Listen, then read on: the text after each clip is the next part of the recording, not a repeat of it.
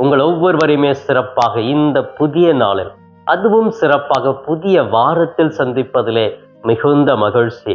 இந்த புதிய வாரத்திற்காக இறைவனுக்கு நன்றி கூறுவோம். இந்த வாரம் முழுவதும் இறைவன் நமது கரங்களை பிடித்து வழிநடத்த இருக்கிறார். எனவே நன்றி உணர்வோடு, இறைவனுடைய பிரசன்னத்தோடு நாம் இந்த வாரத்தை தொடங்குவோம். மாணவர்களே, இன்று சிறப்பாக நம்முடைய தாயாம் திரு அவையானது ஆண்டின் பொது காலம் 3ஆம் ஞாயிறை தொடங்குகிறது.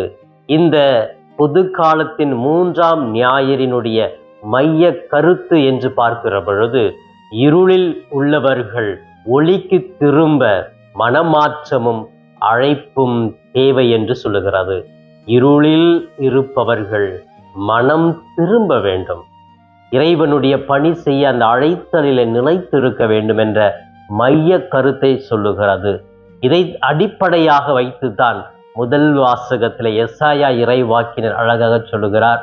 திருப்பாடல் 27 ஆண்டவரே என் ஒளி, அவரே என் மீட்பு என்ற திருப்பாடல் ஆசிரியர் அழகாகவே விரிவாக பேசுகிறார். அதே போன்று 1 கொரிந்தியர் 1ஆம் அதிகாரம் 10, 13, 17 வசனங்களிலே சிறப்பாகவே தூய பவுல் கொலோசிய நகர மக்களுக்கும் கொரிந்து நகர மக்களுக்கும் எழுதுகிற ஒரு மடலைத்தான் படிக்கிறோம். அதிலே, நீங்கள் ஏன் பிரிந்திருக்கிறீர்கள், உங்களை எல்லாம் மீட்க இயேசு வந்தவர், அந்த மீட்பரை பற்றித்தான் நான் உங்களிடம் அறிவித்தேன்.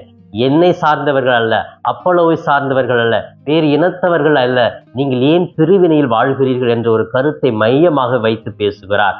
இந்த நற்செய்தியில கூட மத்தேயு நற்செய்தி பிரிவு 4 இறை வார்த்தைகள் 12 - 23 முடிய பகுதிகளிலே இயேசு தன்னுடைய வாழ்க்கையிலே இந்த பழைய ஏற்பாட்டை, எசாயாவுடைய திருமடல் மீண்டுமாக அவர் சொல்லுகிறார்.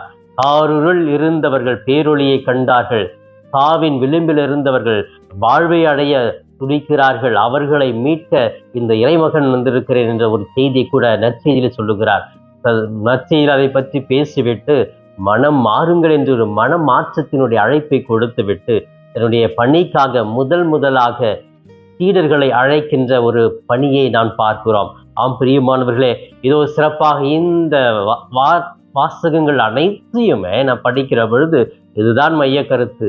இருளில் உள்ளவர்கள் ஒளிக்கு திரும்ப அழைப்பு. இஸ்ரேல் மக்கள் அந்த இருளிலே, காரிருளே இருந்தார்கள்.